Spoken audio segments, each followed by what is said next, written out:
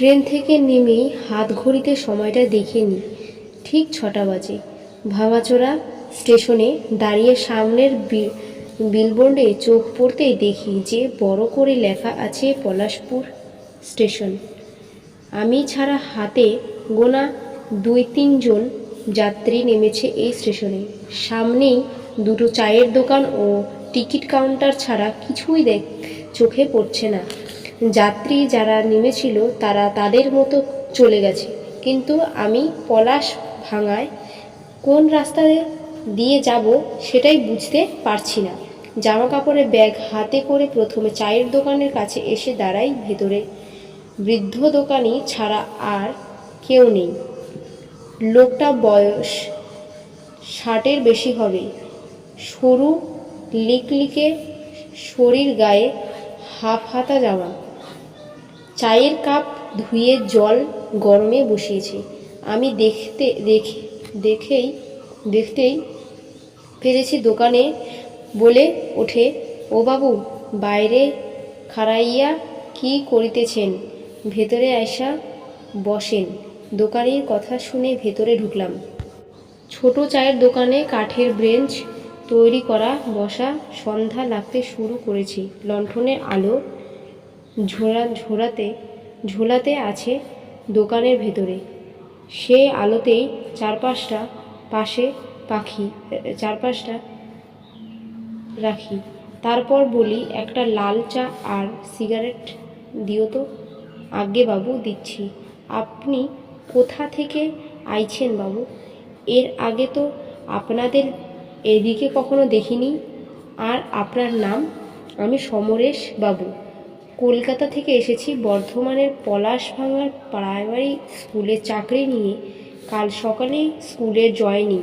কিন্তু স্কুলটা কোন দিকে বলতে পারবেন? দোকানি আমার কথায় কোনো জবাব দেয় না।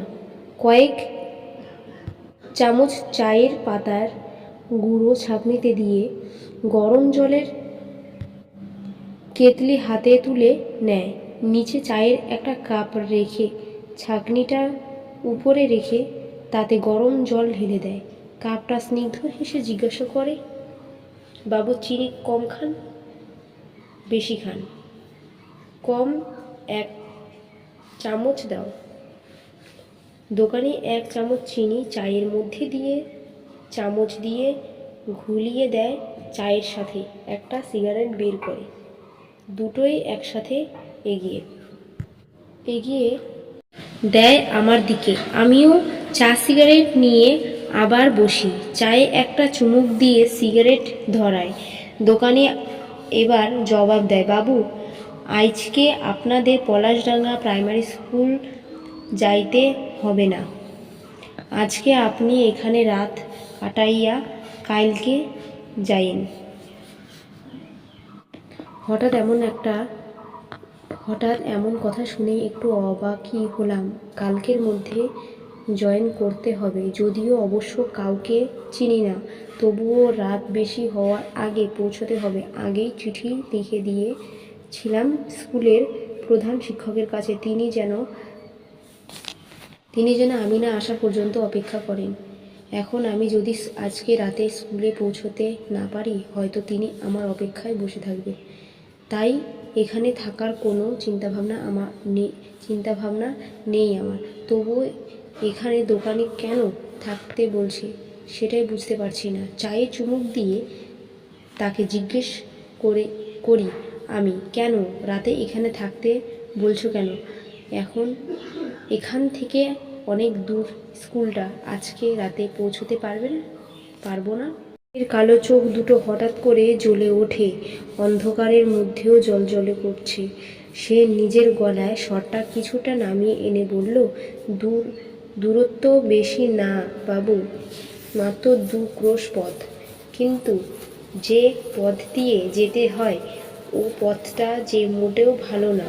ও পথে দিয়ে কুচিশাকে চলাফেরা করে। রাইতের বেলা